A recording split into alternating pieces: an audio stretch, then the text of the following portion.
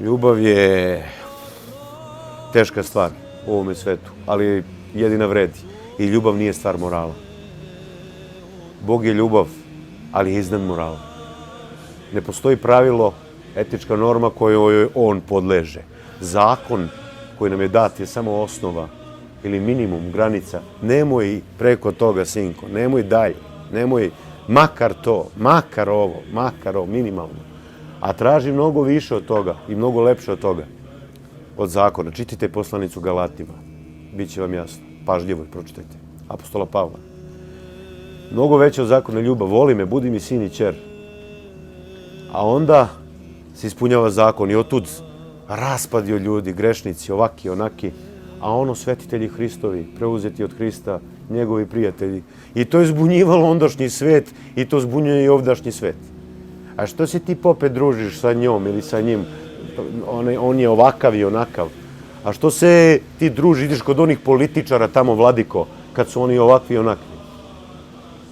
A Pavle kaže, bio sam svima sve, ne bi li koga pridobio za Hrista. Bio sam svima sve, ne bi li koga pridobio ljubavlju za Hrista.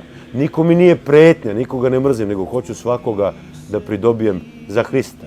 Kad su hrišćani govorili, ja ti u Bogorodici tako izvešćete pred ovog đavola, tamo imperatora rimskog, protopaganina.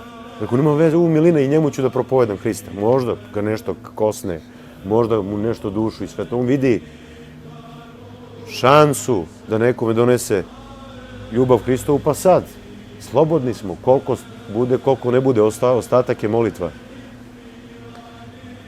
Zato ne mogu da razumeju Hrista i hrišćane oni koji smatraju da mi treba budemo idealni i da moramo idealno da se ponašamo i da samo dobre oko sebe skupljamo.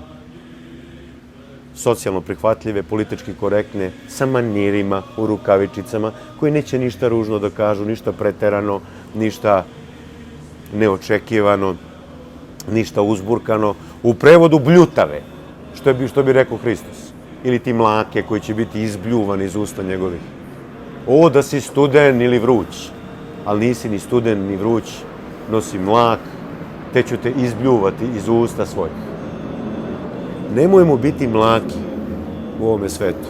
Šta god da radimo, radimo to srcem.